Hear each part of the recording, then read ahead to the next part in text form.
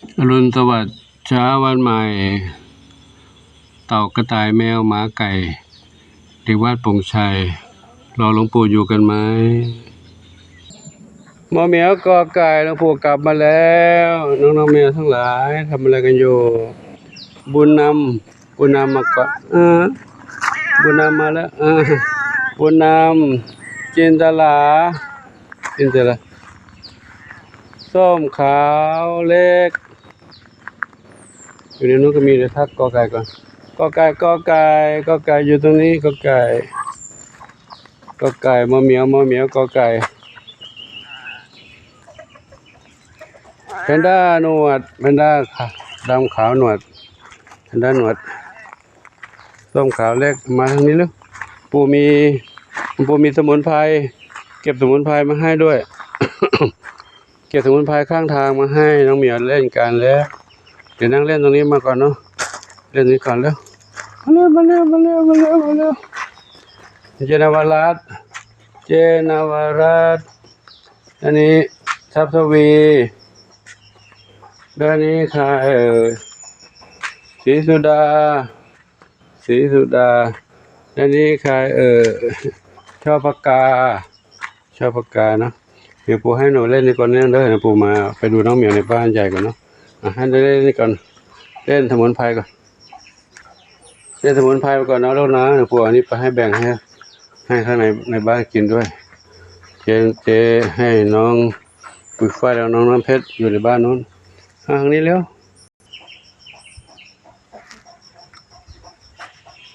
ศรีสุดาก็กินก่อนลูกเด้อกลุ่มนี้รวมกลุ่มกันเลยไม่พอใช่ไหมไม่พอเดี๋ยวให้เพิ่มไปเติมนั่งเล่นเพลินๆไปก่อนลูกนะจินตลาไม่สนใจเลยนี่เขาสนใจกัน เขากินเกือกคอมุดคอ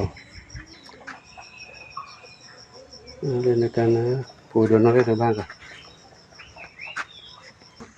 มาน้อยเป็นไงดีไหม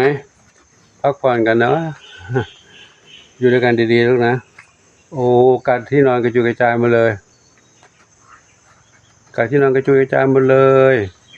อยู่ด้วยกันดีๆรักกันดีลูกเนอะรักกันดีๆนะเนอะอย่าไม่ต้องเห่าทำไมเล่าเห่าหลวงปู่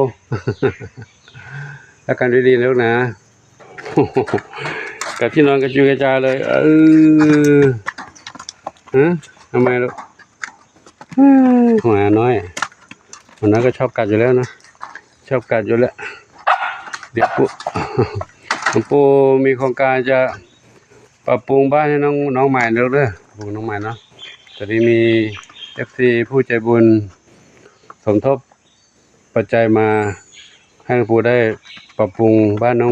องแล้วเนาะวันนี้ก็จะเริ่มลงมือทำโดยการตะข่ายให้สูงขึ้นแล้วข้างล่างก่อบล็อกขึ้นมาสัก2-3 แถวบล็อกซีเมนต์พื้นก็เป็นพื้นเทคอนกรีตมีกระเบื้องมุงหลังคานะก็เดี๋ยวลองดูกันว่าจะทำยังไง เล็กใหญ่ขนาดไหนนะถ้าว่าถ้าใหญ่มากก็ต้องใช้ปัจจัยเพิ่มแล้วก็จะทำมุ้งกันยุงให้ด้วยแต่ไม่รู้ว่าจะได้หรือไม่เดี๋ยวต้องรอดู FC ท่านอื่นๆนะท่านอื่นๆที่จะสมทบเข้ามาเพิ่มเติมถ้ามีงบพอก็จะได้ปรับปรุงตัวนี้ให้โล่งๆไปเลยอันนี้ต้องเป็นการจ้างเขาแล้วนะก็ทำเองไม่ได้เก็บตรงนี้หมดเลยโล่งๆไปเลยเก็บโล่งๆบริเวณนี้ให้โล่งไปเพื่อจะได้ให้ดูสะอาดงูพิษงูเหลือมงูหลามจะได้เข้ามาแอบซ่อนอยู่ตัวอยู่นะเพราะด้านนี้เป็นแม่น้ำอยู่นี่งูก็ขึ้นมาทางนี้แหละแต่นี้กันตะข่ายไว้แล้วตะข่ายเชือกมาถ้าเขาขึ้นมาก็จะติดตรงนี้ติดตะข่ายปีที่แล้วตัวนี้ติดหลายตัวเก็บจับได้หลายตัวตะข่ายก็ขาดทิ้งไปนะเดี๋ยวค่อยสั่งของมาวันนี้ถ้าจะสั่งของนี้นะแต่สั่งตามที่มีงบตัวนี้ก่อนแต่มันจะคงจะต้องมีเพิ่มเติมอยู่ งานทุกอย่างก็ต้องมีค่าจ้างค่าแรงคน ก็จะให้พระนพดลกับลูกศิษย์ด้วยช่วยกันเคลียร์ตรงนี้ แต่นี้ต้องเป็นการจ้างเพราะการจะให้เขามาทำเฉยๆนะคงไม่ทำอันนี้ต้องจ้างกันอยู่แล้วนะจ้างเขาช่วยเคลียร์แล้วก็ส่วนของอุปกรณ์นั้นก็ซื้อจากทางร้านวัสดุก่อสร้างตะข่ายปูนซีเมนต์กระเบื้องหินทรายเหล็กต่างๆก็ต้องใช้อยู่แล้วก็ขอการกระเบื้องแต่มุ้งลวดนั้นเดี๋ยวกันยุงนั้นเดี๋ยวค่อยว่าโอกาสต่อไปนะเขาคงจะสมทบมาเรื่อยๆอยู่นะถ้ามีพอก็จะทำให้เขาได้อยู่สบายและน้องหมาก็ต้องโตขึ้นเรื่อยๆกรงคราวนี้คงจะแคบไปเขาคงทำให้กว้างกว่านี้นะกว้างกว่านี้ถ้าว่าจะทำสองห้องเผื่อว่าวันหน้าจะได้แยกตัวผู้ตัวเมียได้จะมีระหว่างกั้นกลางไม่ให้เขาอยู่ร่วมกันตัวผู้ก็อยู่ด้วยกันตัวเมียเพราะนี้มีตัวผู้2 ตัวตัวเมีย1 ตัวแต่ถ้าได้ทำหมันแล้วก็ไม่มีปัญหาเลยทำหมันต้องรอให้ครบ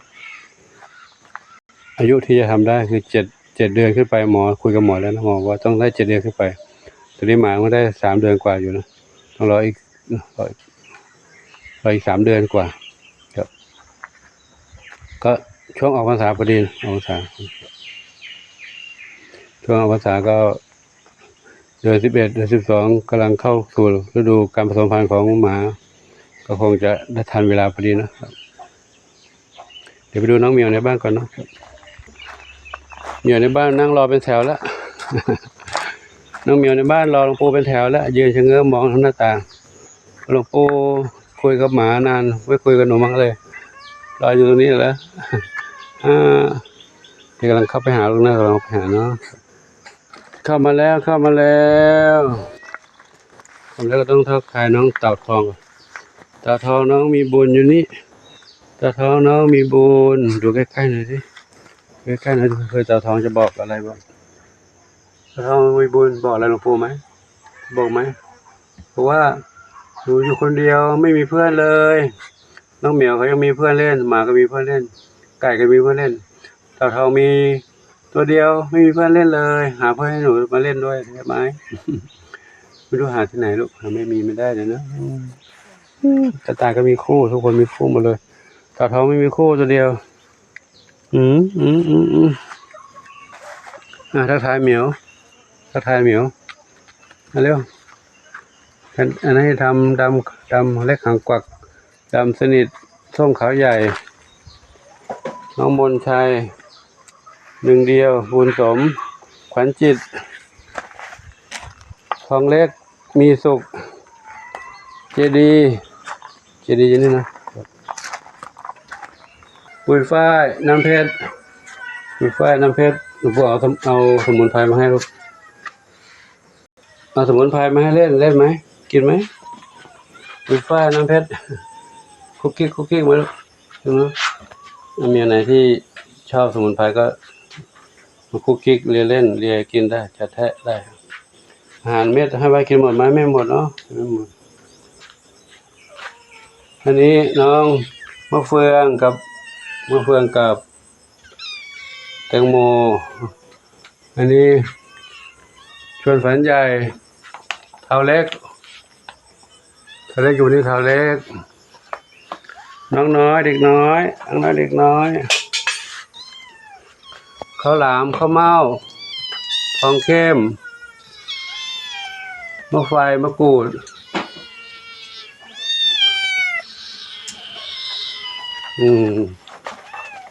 ไหนมะไฟมะกรูดอยู่นี่มะไฟมะกรูดอันนี้ข้าวหลามข้าวเม่าทองเข้มนั่นเดี๋ยวหลวงปู่จัดอาหารให้ลูกนะแป๊บหนึ่งครับมาด้านนี้เด็กน้อยทั้ง3ลูกแม่ยินดีนี่แตงไทยนี่แตงไทยอยู่นี่แตงไทยแตงกวานี่ขนุนแตงกวาแม่ยินดีน้องแตงไทยอยู่นู้นแตงไทยวิ่งอยู่นู้นมาด้านนี้น้องชบากับกุหลาบอันนี้พี่กุล พี่กุลกับจำปีพี่กุลกับอะไรนะ พี่กุลกับมะลิกุลกับมะลินะนี่นะยังไปดูผลไม้ทั้งห้าผลไม้ทั้งห้าตัวโน้นเนาะกระต่ายน้อยกระต่ายน้อยผลไม้ทั้งห้าผลไม้ทั้งห้าขนุนน้อยนาใช่ไหมนี่น้อยนาพุทรามังคุดละมุดลำไยอยู่ในนี้นะน้อยนาพุทรามังคุดละมุดลำไยอยู่นี่นะปู่จะทางไหนเนาะเดี๋ยวได้วันนี้เดี๋ยวปู่ทำงานข้างนอกนู้นก็เดี๋ยวมาดูทางนี้เก็บกวาดค่อยออกมาเล่นเนาะตอนนี้ยังไม่ได้เก็บกวาดก็ยังไม่ต้องอยู่นี่ก่อนทุกเรื่องปู่มีภารกิจเช้างานยุ่งหลายอย่างอยู่เนาะยุ่งหลายอย่างอยู่ครับวันนี้ก็ขอนำภาพบรรยากาศยามเช้าให้กับทุกคนทุกท่านได้รับชมกันไว้เท่านี้ก่อนเนาะเดี๋ยวค่อยพบกันใหม่คลิปต่อไปขออำนวยพรให้ทุกคนทุกท่านพบความสุขความเจริญมีความสุขกายสุขใจปรารถนาสิ่งใดขอได้ทุกความมุ่งมั่นปรารถนาทั่วกันทุกคนทุกท่านเถิดสาธุอายุวโนสุขังพระลัง